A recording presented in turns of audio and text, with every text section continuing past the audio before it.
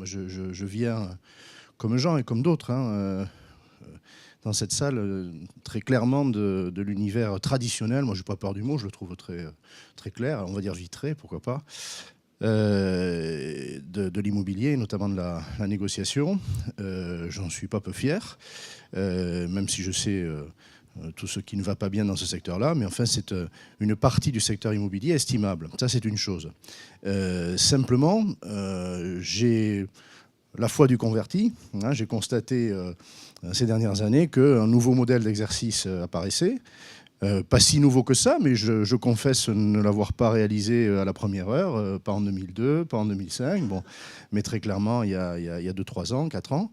J'ai regardé ce phénomène économique et je me suis dit, comme vous, en tant qu'observateur, acteur aussi, qu'il était là, qu'il était intéressant, qu'il avait sans doute sa raison d'être, parce qu'on ne voit pas de phénomène économique apparaître et durer si le consommateur n'en a pas besoin, si le marché n'en a pas besoin. Donc le marché doit en avoir besoin.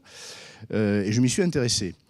Et j'ai écrit à la première heure, au risque de ne pas me faire que des amis dans mon camp d'origine, du côté des vitrés, que je pousserai la logique jusqu'à son terme. Je préside une école et j'ai toujours été très engagé dans la formation. Eh bien, si tant est que dans cette partie-là de la profession, il y ait un chantier en matière de formation, j'ai dit que je m'y collerai, voilà, et que je contribuerai à faire émerger une offre de formation spécifique en relation avec les ambitions que Jean, pour le CIREMI, a décrites. J'ai dit que j'étais prêt à répondre à la demande. C'est mon métier, c'est mon rôle de responsable d'école. Je ne suis pas le seul, il y a quelques écoles professionnelles estimable dans l'immobilier. Depuis quelques années, il s'en est créé quelques autres. Il y a une offre. S'il faut aujourd'hui la spécifier pour les négociateurs, et notamment les négociateurs agents commerciaux mandataires, je suis partant. Voilà. Alors, en plus de ça, il faut prendre la mesure que moi, j'ai vraiment le sentiment que le développement, le déploiement des réseaux de mandataires, notamment ceux qui sont adhérents aujourd'hui de ce nouveau syndicat, j'ai l'impression qu'ils font l'effet d'une psychanalyse, mais que le phénomène du besoin en formation, il est ancien. J'en disais tout à l'heure, et je vais vous donner en effet le chiffre, que les agents commerciaux de l'immobilier, les négociateurs agents commerciaux, ce n'était pas un phénomène nouveau. Non, il n'est pas nouveau. Mettons de côté la loi de 2006, mettons de côté les innovations réglementaires, ça fait 50 ans que la profession vitrée a recours à des agents commerciaux de l'immobilier à côté de négociateurs salariés. Le chiffre, il est quand même édifiant. 70% des agents immobiliers traditionnels recourent au statut d'agent commercial de l'immobilier. 70%. Alors ça ne veut pas dire, ne ramenez pas ça au nombre de négociateurs, ça ne veut pas dire que 70% des négociateurs sont des agents commerciaux, mais on ne doit pas être très loin, on a en tout cas une très forte proportion, et en termes de structure, 70% y ont recours. Le chiffre n'est pas de 2013, il est actuel, mais c'était pareil il y a 10 ans, c'était pareil il y a 15 ans. Donc c'est un statut de toute façon extrêmement prisé, mais derrière ce recours aux agents commerciaux, et même derrière le recours à des négociateurs salariés, il y a un problème, sont-ils formés ? Bon. Il ne s'agit pas de montrer du doigt les réseaux, il s'agit de montrer du doigt à ce compte-là toute la profession. Est-ce que la profession s'est attelée à la formation des collaborateurs, négociateurs, salariés ou pas ? La réponse est non. Alors je vais vous donner un chiffre. Il existe une représentation paritaire de la branche professionnelle qui s'appelle la Commission Emploi Formation de l'Immobilier. J'ai contribué à la créer il y a 20 ans. Qu'est-ce qu'elle fait, cette branche professionnelle paritaire ? Eh bien, elle regarde ce qui se passe en matière de formation dans le secteur, elle sélectionne des formations et elle négocie avec les collecteurs de fonds formation pour le financement. Bon. Eh bien, il y a un chiffre qui est terrible. Quand vous rapportez le nombre d'heures de formation achetées par les quelques 35 000 structures de l'immobilier en France, agents immobiliers et administrateurs de biens, je ne distingue pas, vous arrivez à un nombre d'heures de formation par an et par structure par structure inférieure à la demi-journée. Bon, alors, d'abord, moi, ça me réjouit parce que j'ai l'impression que j'ai un fonds de commerce avec quelques camarades, mais ça veut dire que les besoins sont considérables et qu'ils sont portés par les réseaux de mandataires et par la profession en général. Et il faut être très clair, que ce soit la FNAIM ou que ce soit l'UNIS, la CNAB à l'époque, que ce soit le SNPI, les syndicats font beaucoup d'efforts pour que les collaborateurs soient formés. Simplement, ces efforts aujourd'hui n'ont pas porté tous les fruits nécessaires. Et les présidents des syndicats que je viens de citer ne vous diraient pas l'inverse. Mais beaucoup d'efforts ont été faits. Alors aujourd'hui, passer la vitesse supérieure en demandant aux législateurs qu'il soit fait obligation d'une formation à l'entrée et d'une formation continue pour les négociateurs, incontestablement, c'est une phase nécessaire. Puisque l'aspect conventionnel n'a pas suffi. Je vous donne des chiffres. Il faut sans doute passer la vitesse supérieure. Voilà. Donc, moi, je suis là pour éclairer le syndicat sur ce que doit être une bonne formation pour que les compétences de départ d'un négociateur agent commercial ou salarié, d'ailleurs, mais pour que les compétences de départ soient assurées. Je suis là pour bâtir aussi des offres de formation continue parce que la formation à l'entrée ne suffira pas, c'est une évidence. Et d'ailleurs, Jacques Daboudet, par exemple, pour Capifrance, pourra parler, comme ses confrères, mais de ce qui est fait pour le suivi en matière de formation. Les entreprises font. Si demain c'est une obligation réglementaire, je pense qu'il faudra s'en réjouir. Et en tout cas, moi, je suis là pour qu'il y ait une offre. Et je ne serai pas le seul à la porter. Éventuellement même, on peut aller, je pense que c'est nécessaire, vers une certification, c'est-à-dire vers une reconnaissance qui peut être publique.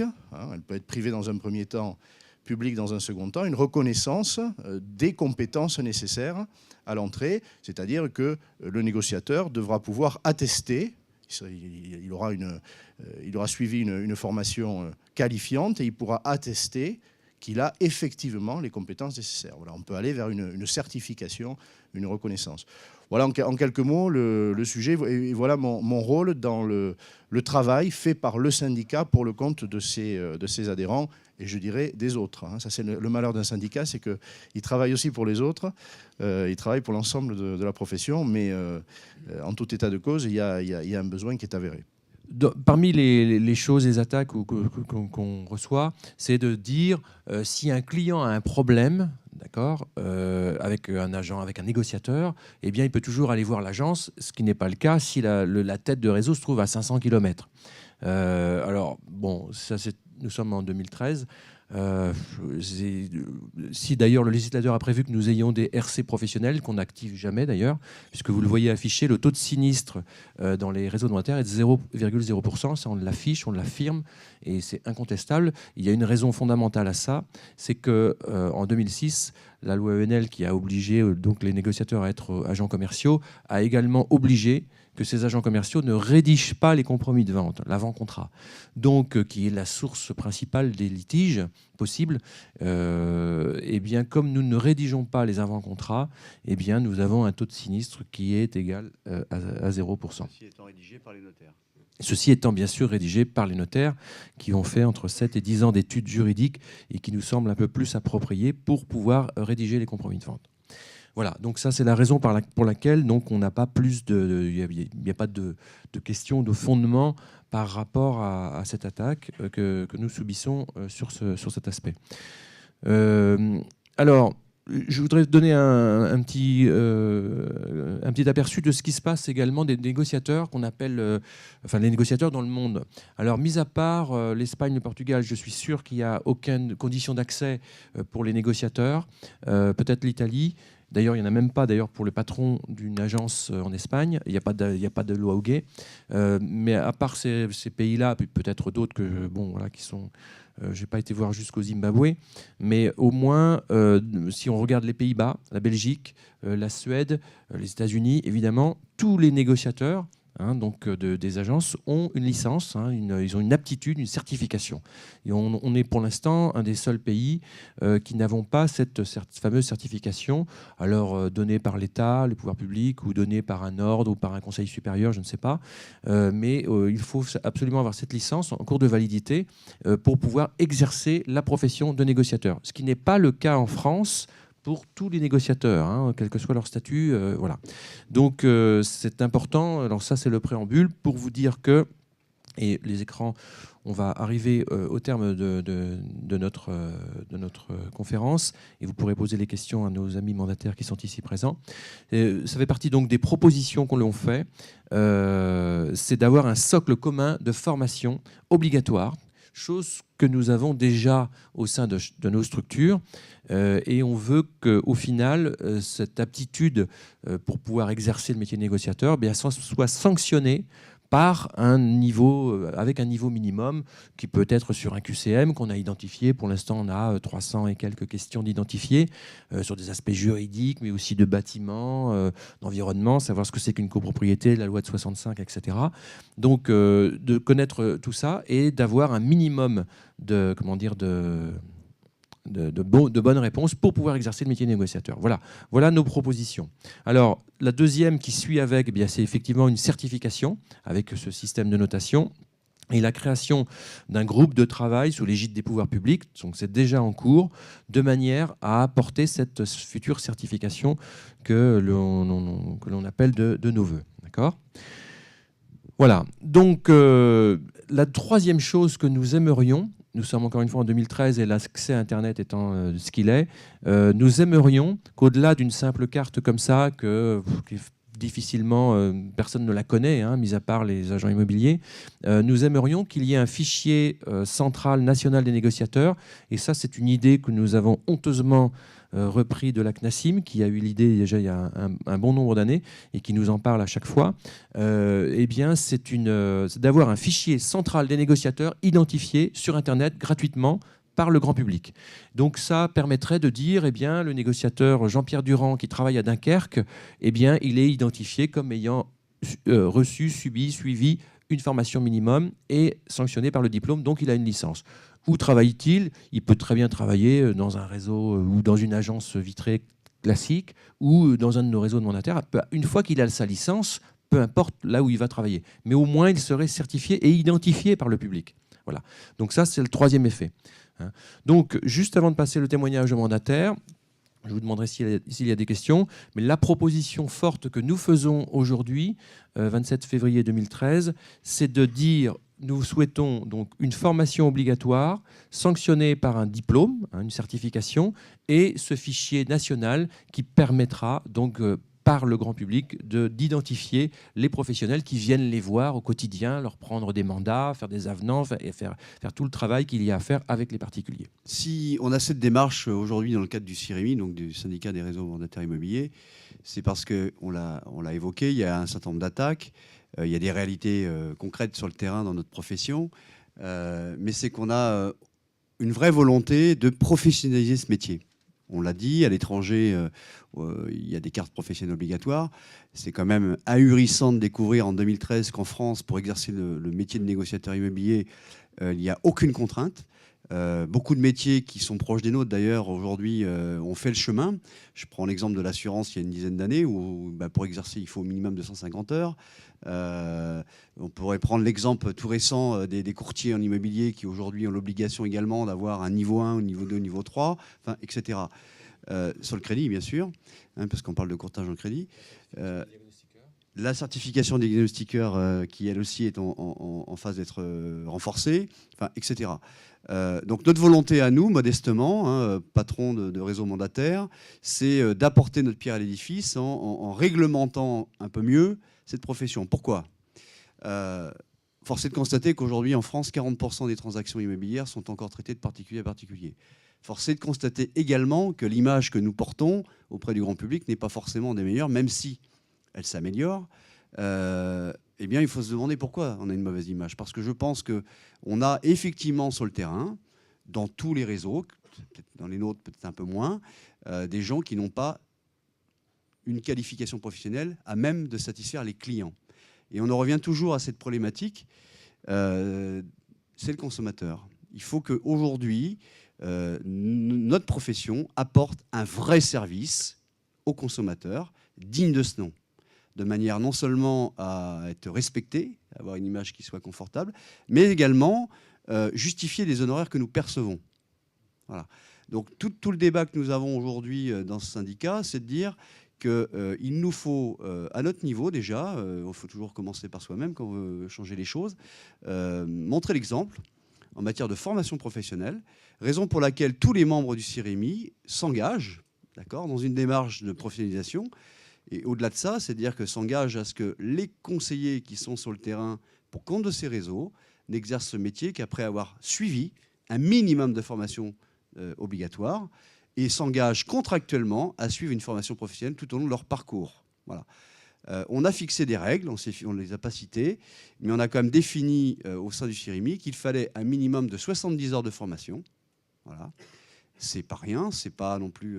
des réseaux comme le nôtre en font beaucoup plus.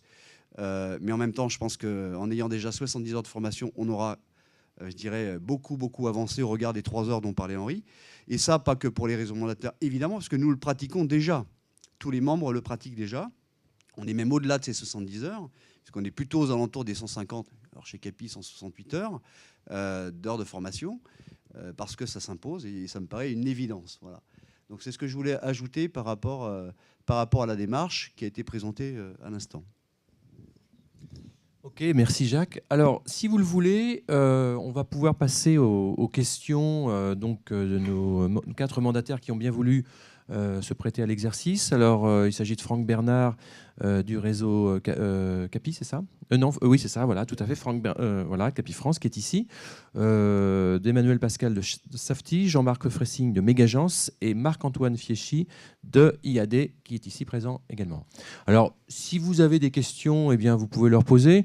Peut-être, Françoise, vous voulez poser une question, peut-être? Ou qu'il se présente? Ah d'accord, des questions à nous. Là. D'accord. En ce qui me concerne, j'aurais aimé savoir si vous aviez eu l'occasion d'être auditionné par des membres du cabinet de Mme Duflo pour présenter vos propositions à l'égal des autres professionnels.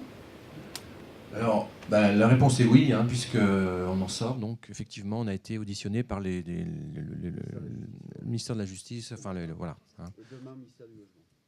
Voilà. J'avais une seconde question, si vous me permettez. Oui, je souhaitais savoir si certains mandataires de vos réseaux exerçaient la provision, l'intermédiation locative. Parce que vous parlez essentiellement de transactions-ventes, mais il y a aujourd'hui une demande sur le marché. On sait qu'il y a, Henri ne me contredira pas, je pense, les professionnels s'accordent à dire que les 3/4 des biens locatifs privés, à 100 ans, seraient gérés par leurs propriétaires. Et la moitié seulement serait mis, pour la moitié d'entre eux, ils auraient recours à une agence immobilière uniquement pour la mise en contact locataire-propriétaire. Donc, partant de ces chiffres, on se dit qu'il y a un marché potentiel assez important. Et envisagez-vous, si ce n'est déjà le cas, de l'investir, ce marché? Alors, certains réseaux le pratiquent déjà, mais là, je ne vais pas parler en leur nom. Si, en ce qui nous concerne, ça fait partie effectivement des ambitions de répondre à ce marché, en l'occurrence. Mais je pense que chez Optimum, vous le faites. Oui, également, c'est complémentaire. Bien entendu, depuis le début, chez Optimum... Ah bon? Non, depuis le début, chez Optimum, nous adressons aussi bien aux vendeurs et aux acquéreurs qu'aux candidats locataires et aux propriétaires qui souhaitent louer leurs biens.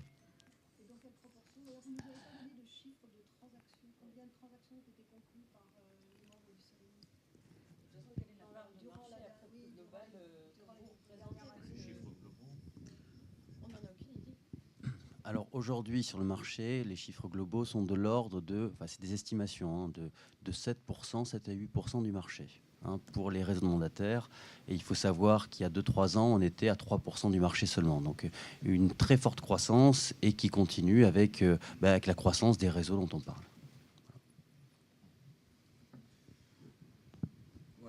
Bien. Alors, si vous avez d'autres questions, on est là, il n'y a pas de problème. Ce qu'on peut démarrer, si vous voulez, on va amorcer avec nos mandataires, peut-être se présenter. Tiens, Jean-Marc, tu vas commencer.